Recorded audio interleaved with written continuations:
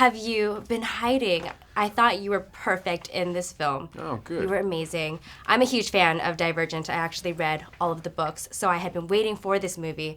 What did you think of 4 when you first read the script? Oh, I'm glad you liked it. I loved him. I thought immediately this guy has a feeling of an iconic character. You know, he has such an interesting background. His name, his kind of silent stillness, his danger, and on top of that, to me, he's like someone who's built up a lot of barriers because he's had a kind of damaged background. He also doesn't trust anyone, but then he's also quite quick to anger, which is kind of interesting dichotomy of things. But then through him falling in love with Tris, he starts to trust again, and he starts to open up, and you find that he's someone who is motivated by things of good things, morality. He's a good guy. He has a really strong kind of code of ethics in that old school warrior way. He's a very admirable character. Cool. Coming into this audition process, they had been auditioning many actors for the part, but they hadn't found 4. So when you came in, what was your secret? I don't know. I was probably my bad jokes. I was cracking really bad jokes throughout the test with Shay.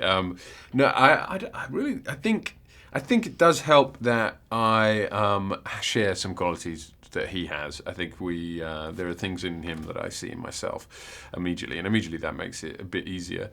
Also, I do think me being a bit older helps, because I always thought with him, there was this discussion about the age of the characters and specifically the age of him. I always thought he felt older even than the books, and I said this to Veronica because he feels a bit weathered, and he feels like he's experienced stuff, and as a result he's closed, and I think that kind of helps me being a bit older, maybe having a little bit more perspective, coming to acting a bit later. I don't know, maybe that. I'm grasping at straws, but... Right. No, I can see that. Okay, I can definitely see that. I can see how that works. Physically, did you have to do a lot to get into this role? I mean, go ahead. I am all for this if you want to. Of course. Did you have to go through an extreme physical regimen?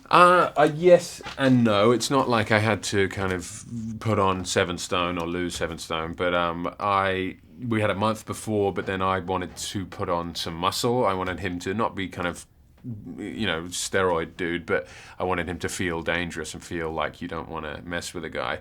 And then kind of brushing up on some of my kind of experience. I'm a big boxing fan, so doing some of that. I do too. Oh, nice. Well, I don't want you to get sick. Well, now you better go wash your hands after this. Where'd you do it?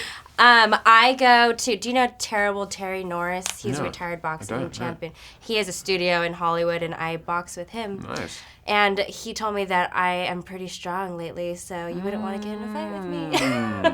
So I've been asking everyone if the fear landscape if it were a real thing, what would we see in your simulation? You would see me naked running down the street being chased by a banana. No, I don't know. I was going to say, you must not be afraid of the naked thing, because just a few seconds ago you were starting to take your shirt off. I'm not particularly afraid of that. What would I be?